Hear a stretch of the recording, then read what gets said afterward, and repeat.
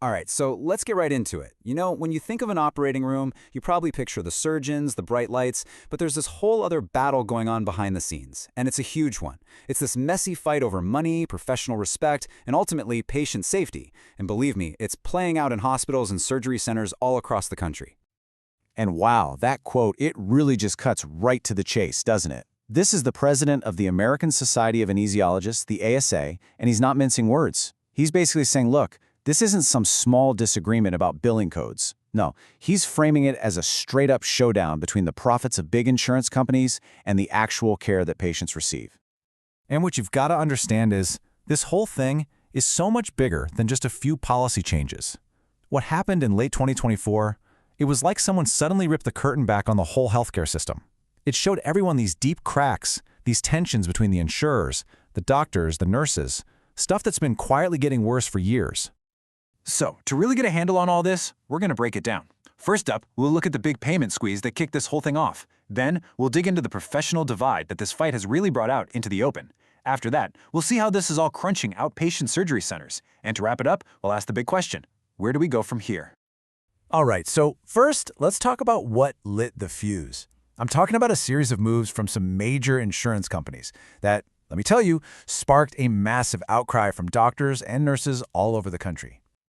Man, things just blew up so fast. In November of 2024, Anthem comes out with this, frankly, kind of wild idea. They're like, hey, we're only going to pay for anesthesia for a set amount of time. I mean, it doesn't matter if the surgery goes longer, that's it. At almost the exact same time, Kaiser decides to slash payments for certified registered nurse anesthesists, CRNAs. Well, the backlash was intense. So intense that by December, both companies backpedaled. But, and this is a big but, the fight was far from over. Because right after that, Medical Mutual jumps in and announces a similar cut. It was pretty clear this wasn't a one-off thing, it was becoming a trend. And you know what? That whole time limit thing, that was just the tip of the iceberg. It turns out insurers have a whole playbook of tactics they're using to squeeze payments. Like, they're suddenly deciding not to pay extra for patients who are sicker or higher risk. Or they'll take services that should be billed separately, like a pain block after surgery, and just lump it all into one payment. They're also piling on more paperwork, delaying payments for up to 120 days, and get this, even coming back months later to take back money they've already paid. It's just a financial squeeze from every possible angle. But here's the thing, this isn't just about the money. Not at all. These fights over payments have basically thrown gasoline on a fire that's been smoldering for a long, long time. I'm talking about the professional debate between the two main groups who provide anesthesia, physician anesthesiologists and CRNAs. Okay, so to really get what this debate is about, you have to look at how these professionals are trained. It's pretty different. According to the ASA, an anesthesiologist goes through 4 years of med school, then another 4-year residency. A CRNA, on the other hand, starts with nursing school, gets some hands-on clinical experience, and then does a 2- or 3-year nurse anesthesia program. So we're talking about a pretty significant difference in the total years of education. And that difference? It's right at the heart of this whole argument about who can do what and who needs supervision. And that training difference leads us straight into the big supervision debate. On one side, you have the American Association of Nurse Anesthesiology, the AANA, and they're saying CRNAs are fully qualified to work on their own, independently.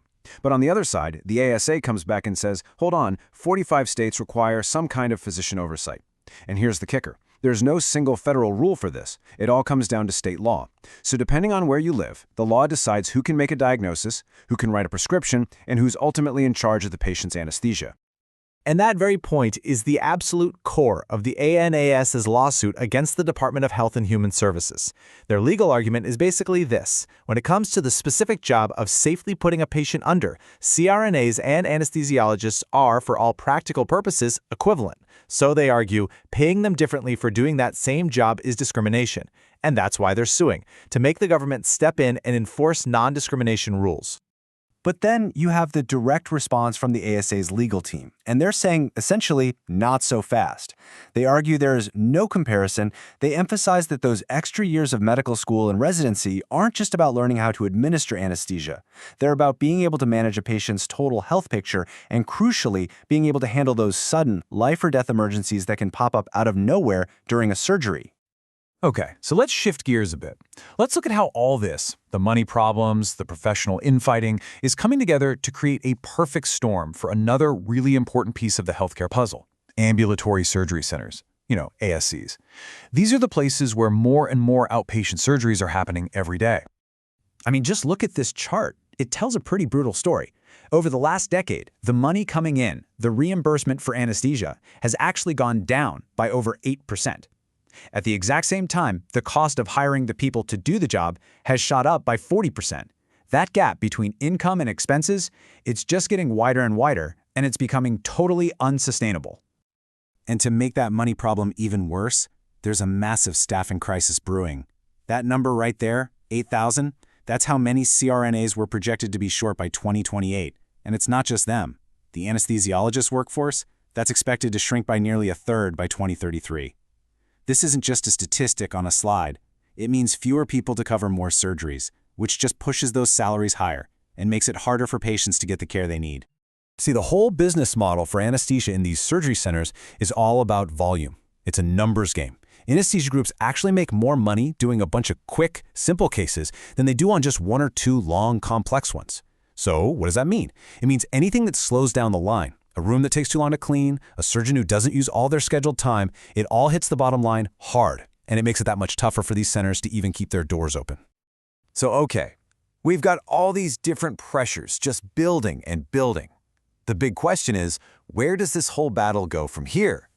Let's take a look at the fight that's happening right now for what everyone hopes will be a more stable, sustainable future.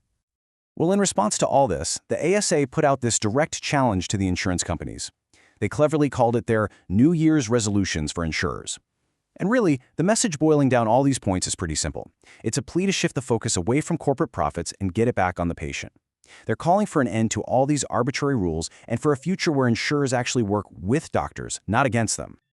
So looking forward, it really seems like this is going to be a battle fought on three different fronts.